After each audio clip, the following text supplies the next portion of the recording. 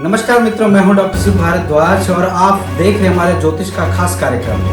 हर बार ज्योतिष से संबंधित कोई ना कोई बहुत अच्छा और महत्वपूर्ण विषय हम आपके लिए लेकर के आते हैं। आज भी हम लेकर के आए हैं ज्योतिष से संबंधित एक ज्ञानवर्धक जो ये प्रोग्राम है हमारा, जिससे आप अपनी कुंडली खुद देख सकते हैं। और जिस तरह से आप ये हमारा हेडिंग देख रहे हैं कि सटीक भविष्यवाणी, आप अपनी ही कुंडली को देख करके और जान सकते हैं कि कारोबार के बारे में, आपके विवाह के बारे में, संतान के बारे में, या राजनीति से आप संबंध रखते हैं तो उसके बारे में, शरीर और आपकी बीमारी के बारे में भी आप आज ही जानोगे कि आपका शरीर किस तरह से, आपको बीमारी है या नहीं है।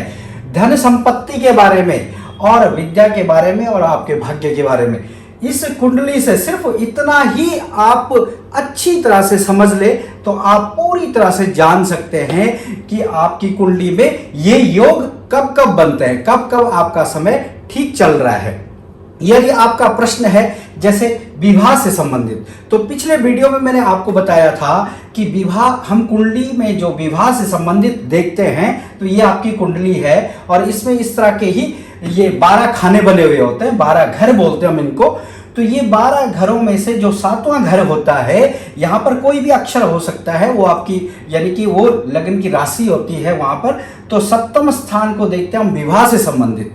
अब आपने किसी भी चीज को देखना, तो मैंने पिछले वीडियो में आपको बताया था कि आप अपने शरीर के बारे में अपने लग्न से देख सकते हैं, धन के बारे में अपने द्वितीय स्थान को, भाई बहनों के लिए तीसरे घर को, चतुर्थ स्थान संपत्ति के लिए, माता पिता के लिए और भी कई चीजों के लिए चौथा स्थान देखा जाता है। पंचम स्थान संतान से संबंधित या विद्या से संबंधित, एजुकेशन से रिलेटेड हम 5वां घर देखते हैं। छठा स्थान आपका रोग का भी होता है कि आपके शरीर में कौन सा रोग होगा, या आपको कौन सा रोग लगेगा, या आपकी जो बीमारी चल रही है वो किस तरह से रहेगी, उसके बारे में भी छठे घर से देखा जाता है। सप्तम स्थान देखा जाता है पत्नी का, प्रेमिका का, और 7वां स्थान यानी कि जो मैरिज का, विवाह का भी देखते हैं। लव मैरिज होगी, अरेंज मैरिज होगी, ये 7वें घर से पूरी तरह से देखा जाता है। 8वां घर आयु का भी होता है, गुप्त विद्याओं का भी होता है, और भी कई क्षेत्रों से, वो मैं विस्तार से पिछले वीडियो में आपको बताया था कि 12 घर, हर एक घर किस तरह से देखा जाता है, क्या क्या हम उस घर से देखते हैं। 9वां स्थान आपके भाग्य से संबंधित, 10वां स्थान आपका कारोबार बिजनेस व्यापार से संबंधित, 10वें घर को देखते हैं हम। 11वां घर आपके लाभ के, आपके कार्य के, ठीक है ना। तो 11वां घर, 12वां घर आपके खर्चे का, व्यवसाय का भी होता है कि खर्चा किस तरह से होगा, आय का, तो 12वें घर से संबंधित देखते हैं। अब आपने आज का जो टॉपिक है कि आप खुद जान सकते हैं कि आपका प्रश्न जो है, माना आपका संतान से संबंधित प्रश्न है या विवाह से संबंधित प्रश्न है कि मेरा विवाह कब होगा। अब विवाह के लिए हम 7वां घर देखते हैं, तो यहां पर जो भी ग्रह बैठा हुआ है, जौन सा ग्रह यहां पर बैठा हुआ है, कई घरों में नहीं बैठा हुआ, तो वहां का स्वामी यानी 7वें स्थान का स्वामी, और वहां पर किस ग्रह की दृष्टि है, जब उन ग्रहों की दशाएं चलती हैं। विंशोत्तरी महादशा होती है कुंडली में। विंशोत्तरी महादशा बहुत ही सटीक भविष्यवाणी करती है कि आपका बीता हुआ कल, आने वाला कल। ये 120 परम आयु होती है 9 ग्रहों की, और जिस नक्षत्र में जन्म लेता है उसके स्वामी की दशा प्रारंभ हो जाती है व्यक्ति पर। तो सूर्य की जैसे 6 वर्ष है, चंद्रमा की 10, मंगल के 7, राहु के 18, बृहस्पति के 16, शनि के 19, बुध की 17, केतु के 7 और शुक्र के 20 वर्ष होते हैं। तो इनका जो योग है ये परम आयु है 120 वर्ष। 120 वर्ष तक हम परम आयु को देखते हैं। अब हमारा जो प्रश्न है कि विवाह कब होगा, तो हमने कुछ नहीं करना, अपनी कुंडली के 7वें स्थान के स्वामी को देखना है, या स्वामी, या वहां पर कौन सा ग्रह बैठा हुआ है, या वहां पर किस ग्रह की दृष्टि है, कौन सा ग्रह वहां पर देखता है, पंचम दृष्टि, 9वीं दृष्टि, 7वीं दृष्टि, कौन से ग्रह की दृष्टि है। हमने देखना है कि उस ग्रह की कब दशा चल रही है। अगर वो ग्रह कुंडली में बली होकर के बैठा हुआ है तो उससे संबंधित वो फल देगा। यानी कुंडली में किसी भी घर को हम लेते हैं और अगर उस ग्रह की दशा चल रही है तो उसी स्थान से संबंधित वो आपको फल देगा।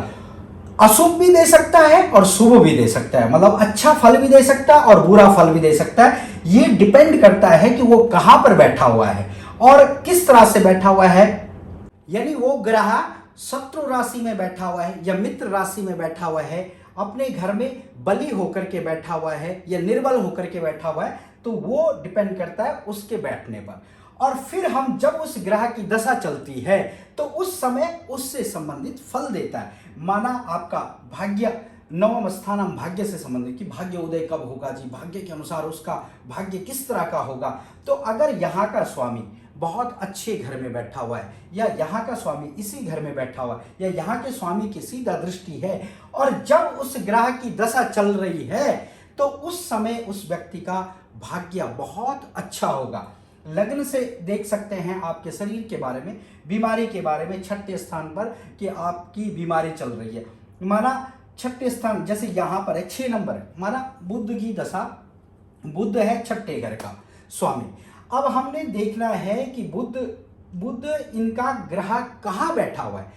अगर वो ग्रह बहुत अच्छी जगह पर बैठा हुआ है, अपनी मित्र राशि में बैठा हुआ है या यहाँ पर सीधे अपने घर को भी देख रहा है और जब उसकी दशा चल रही है बुध की दशा, तो उस समय वो अच्छा फल भी देगा उसको और बुरा फल भी देगा। यानी कि अगर उसकी बीमारियां चल रही हैं और बुध की दशा आ गई तो बीमारी ठीक होगी, यानी वो स्वास्थ्य के तौर पर ठीक होगा। पंचम स्थान जैसे संतान से संबंधित हम देखते हैं कि संतान कब होगी इस व्यक्ति की, तो पहले देखते हैं हम पंचम से संबंध, किस ग्रह का पंचम से संबंध है, पंचम का स्वामी, पंचम ग्रह पर दृष्टि और पंचम स्थान पर कौन सा ग्रह स्थापित है, कौन सा बैठा हुआ है। उस ग्रह की जब जब दशाएं चलती है, महादशा और अंतरदशा, प्रत्यंतर दशा का भी फल प्राप्त तो होता है, पर लेकिन इतना नहीं, क्योंकि आजकल जो हमारा बर्थ टाइम होता है, जन्म का जो समय होता है वो सटीक नहीं होता है, इसलिए प्रत्यंतर दशाओं में थोड़ा सा फर्क आ जाता है। लेकिन महादशाएं और अंतरदशाएं पूरी तरह से फल देती हैं, शुभ या अशुभ। शुभ और अशुभ के बारे में मैं अगले वीडियो में आपको बताऊंगा। इस तरह से हम छोटे छोटे टॉपिक लेकर के आते हैं ज्योतिष से संबंधित, ताकि आप कुछ सीख पाएं। और यदि आप ज्योतिष में रुचि रखते हैं तो आपके लिए विशेष खास खबर है कि हमारा जो रिसर्च सेंटर है, जो हमारा एस्ट्रोलॉजी सेंटर है, ये फ्री और निःशुल्क ज्योतिष की शिक्षा देता है। हमारे बहुत सारे ज्योतिषी हमारे साथ हैं जो निःशुल्क सेवा दे रहे हैं और कई लोगों को हम पढ़ा भी रहे हैं। यदि आप भी पढ़ना चाहते हैं हमारे सेंटर से, तो आप जरूर हमें कॉल कर सकते हैं। और ये फ्री सेवा है, निःशुल्क सेवा है और निःशुल्क ही हम ज्योतिष का ज्ञान देते हैं। तो देर किस बात की है, आप जरूर फ़ोन करिए और आएँ। और ये छोटे छोटे टॉपिक हम YouTube के माध्यम से भी बताते हैं। वैसे दशाओं का फल बहुत लंबा है, गूढ़ अध्ययन करना पड़ता है, लेकिन छोटे छोटे मैंने आपको टिप्स बताए हैं कि दशा पर बहुत ज़्यादा डिपेंड करता है। यानी भविष्यवाणी, जो दशाएं, अंतरदशाएं, जब जब उनकी दशाएं चलती हैं वो अच्छा फल भी देती हैं और बुरा फल भी देती हैं। तो मित्रों, ये था आज का खास टॉपिक जिसको लेकर के हम हाजिर हुए हैं। इसी तरह से छोटे छोटे टॉपिक हम YouTube के माध्यम से आप तक पहुंचाते हैं और आप हमारे चैनल को जरूर सब्सक्राइब करें। यदि आपको ये वीडियो पसंद आए तो जरूर लाइक करें। मिलते हैं किसी और विषय के साथ में, किसी और खास ज्योतिष के टॉपिक या वास्तु के टॉपिक के साथ में। तब तक के लिए नमस्कार।